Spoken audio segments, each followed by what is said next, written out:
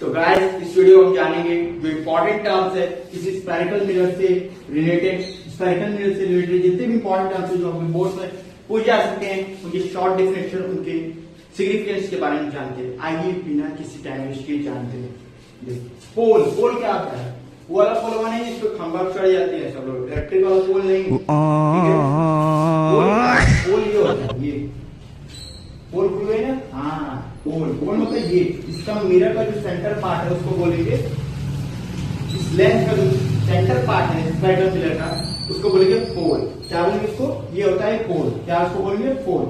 फिर एक चीज आती है फोकस। फोकस क्या होता है? उससे पहले जाने सेंटर ऑफ कर्वेचर होता है।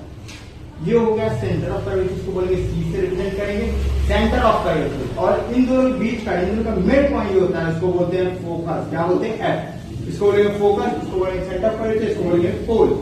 ठीक है? और ये चीज समझ में आएगी, ये चीज समझ में आएगी। ये मिड पॉइंट ऑफ मिरर होता है। ठीक है? होता है mid point of mirror. Spherical length बोल दीजिए आप, ये ज्यादा मैटर होगा। Spherical length. ठीक? फोकस क्या होता है? ये मिड पॉइंट, इसके बीच का mid point. Centre of curvature क्या होता है? ये चीज होता है। ठीक है? सेंटर ऑफ कर्वेचर, जहां पर शायद वो पॉइंट होता है जो कि जहां पे ऑब्जेक्ट रखे तो उससे सेम साइज का बने, उस चीज को वो पॉइंट क्या बोलते हैं? Centre of curvature. मतलब अगर मैं यहाँ पे ऑब्जेक्ट रख दे रहा हूँ, ये उतने ही साइड की बनेगी, अगर यहाँ बने, ये तो आपको आगे वीडियो में बताऊंगा कैसे बनता है, क्या बनता है, आगे बताने कोई मतलब नहीं। तब तक के लिए सस्पेंस के लिए तैयार है। ठीक है? ये होता है सेंटर ऑफ कर्वेचर, ये होता है फोकस, और ये होता है radius of curvature. Radius of curvature क्या होता है? ये सी से लेकर पी तक की जितनी दूरी है उसको क्या बोलते हैं? Radius of curvature. ऐसा क्यों कहते हैं? रेडियस क्यों आया? अब देखिए मैं एक बात बताता हूँ, इसको अगर मैं आगे बढ़ाऊं, ऐसे बढ़ाऊं, ठीक, गोला बनेगा। ठीक है? एक क्या बन गया? गोला। क्या? गोला। अब इस गोले का ये चीज हो गया आपका सेंटर, जिसे बोलेंगे सेंटर ऑफ कर्वेचर। क्या बोलेंगे? इसलिए इसको बोलते हैं सेंटर ऑफ कर्वेचर। और इतनी दूरी क्या बोलेंगे? Radius of curvature. इस दूरी क्या बोलते हैं? Radius of curvature. और एक बात ध्यान दीजिएगा, आर होगा यहां से यहां तक की, और यहाँ या फिर यहां से यहां तक की, या फिर यहां से यहां तक की, यहां से यहां तक की दूरी का गुना होगा, 2f हुआ। R equal to 2f। इसका मतलब क्या है कि अगर ये 10 है तो ये 5 होगा इतना दूरी। ठीक है? और इस लेंथ को क्या बोलते हैं हम लोग? Focal length. क्या बोलते हैं? Focal length. ठीक है? क्या बोलते हैं? Focal length. मैं यहाँ लिख देता हूँ अच्छे से, इसको बोलते हैं फोकल लेंथ। इसकी डेफिनेशन आप कमेंट में जरूर लिखिएगा या फिर कर दीजिएगा, और वीडियो जितना उसको उतना शेयर कीजिए। फोकल लेंथ, और फोकल लेंथ भी, हाँ फोकल लेंथ भी आपका देखिए पता चल गया, डिफाइन हो गया।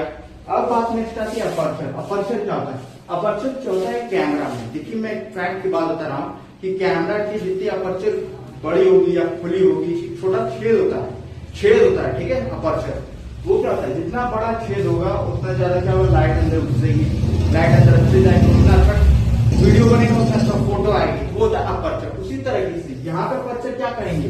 ये चीज हो गई, या फिर ये पूरा कहें। डेफिनेटली आप क्लास में कई टीचर्स ये बोलेंगे ये चीज होती है अपर्चर, या तो ये पूरा होता है। ठीक है? फलाना।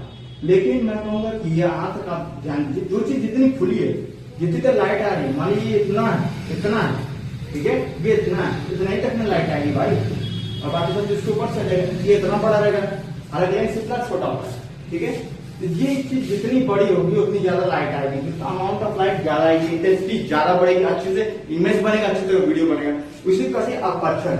अब आपकी जिम्मेदारी बनती है कि इसको सभी टॉपिक्स पे आप अपने खुद से डेफिनेशन लिखिए, क्योंकि जब तक आप खुद से डेफिनेशन नहीं लिखोगे आप कुछ नहीं आएगा। आपके मम्मी पापा आपको हमेशा, आप बड़े हो गए 10-12 साल हो जाते, क्या आपके मम्मी पापा आपको हाथ खिलाते हैं? नहीं, लाड़ प्यार अलग जगह है, लेकिन आपको खुद से चलना होगा। तो इसकी जिम्मेदारी आपकी बनती है। क्लास में पहुंच गए, ये सारे टर्म्स के डेफिनेशन जरूर लिखिए और लिखकर कमेंट में लाइए, क्योंकि अगर आप अभी चेंज नहीं कर सकते तो आप जिंदगी में कभी नहीं चेंज कर सकते। आपसे अच्छे मजदूरी ठीक है जो 500 रुपए दिहाड़ी कमाते हैं, लेकिन अपने दम पर बने, जो आप लोग बैठे बैठे सिर्फ खा रहे हैं। इस चीज को ध्यान दीजिए। सारे टॉपिक्स को फिर से डिस्कस करता और ये मिड पॉइंट, फोकस, ये पूरे का mid point, centre of curvature क्या है, इसको आप बढ़ा दे सकते हैं, इसका सेंटर, रेडियस कर्वेचर यहाँ तक रेडियस, फोकल लेंथ यहाँ से यहाँ, इसका आधार रेडियस ऑफ कर्वेचर का आधार कहो, या तो फोकस से पोल तक की दूरी को क्या कहते हैं? फोकल लेंथ करते हैं। फोकल लेंथ बहुत इंपॉर्टेंट चीज है। अपर्चर, ये जितना खुला है, जितना लाइट सरफेस पे अटैक कर सकता है या स्ट्राइक कर सकता है, वो कितनी जगह खुली है, उस चीज को क्या कहते हैं? अपर्चर।